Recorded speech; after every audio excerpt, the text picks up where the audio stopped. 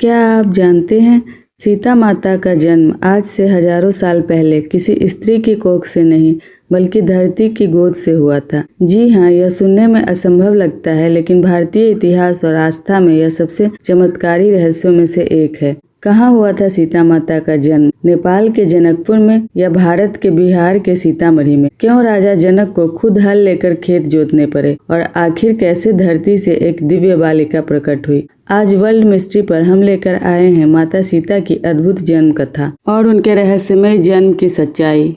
त्रेता युग में भारत भूमि पर स्थित था मिथिला राज्य। यह राज्य अपनी विद्या, तपस्या और धर्म प्रियता के लिए प्रसिद्ध था। इसके राजा थे महाराज जनक। जनक केवल एक योद्धा नहीं बल्कि गहन दार्शनिक, वेद ज्ञानी और न्याय प्रिय शासक थे। उनके दरबार में ऋषि मुनि और विद्वान नियमित रूप से विचार विमर्श करते थे। लेकिन इतने महान राजा होने के बावजूद एक ऐसी समस्या का सामना करना पड़ा जिसने उनकी नींद छीन ली।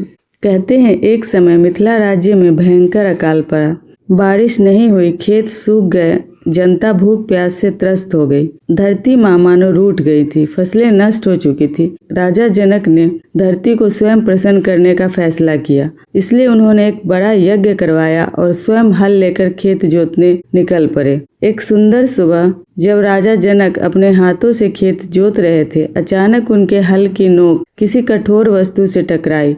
आश्चर्यचकित होकर उन्होंने खुदाई करवाया। वहां से उन्हें एक पुराना मिट्टी का घड़ा मिला। वहां पे खड़े सभी लोग स्तब्ध रह गए। जब घड़ा खोला गया तो उसके भीतर एक अद्भुत दिव्य आभा युक्त कन्या विराजमान थी। उनकी मुस्कान से चारों ओर प्रकाश फैल गया। राजा जनक समझ गए यह कोई साधारण बालिका नहीं, यह धरती का वरदान है, अकाल की भूमि से जन्मी आशा की किरण।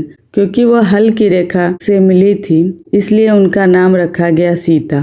माता सीता को अलग अलग नामों से जाना जाता है। सीता यानी हल की रेखा, जानकी राजा जनक की कन्या, मैथिली मिथिला की पुत्री, वैदेही विदेह राज्य की राजकुमारी और भूमिजा धरती की बेटी। यह चमत्कारिक घटना घटी थी बिहार के सीतामढ़ी जिले के पुनौरा धाम में। यही असली जन्म स्थान माना जाता है। आज भी यहाँ स्थित है जानकी मंदिर, जानकी कुंड और वह पवित्र स्थल जहाँ घड़ा प्रकट हुआ था। पुनौरा धाम को सीता जन्मभूमि के रूप में विश्व भर में श्रद्धालु मानते हैं। हर साल यहाँ भव्य मेले और उत्सव का आयोजन होता है, विशेषकर रामनवमी और विवाह पंचमी के अवसर पर। यहाँ सीता माता का जन्मोत्सव सीता नवमी मनाया जाता है। पूरे भारत और नेपाल से श्रद्धालु यहाँ आते हैं और भक्ति भाव से पूजा करते हैं। अब सवाल उठता है, अगर जन्म बिहार के सीतामढ़ी में हुआ तो फिर नेपाल का जनकपुर क्यों प्रसिद्ध है? दरअसल माता सीता का पालन पोषण हुआ था जनकपुर नेपाल में। यही राजा जनक का विशाल राजमहल था।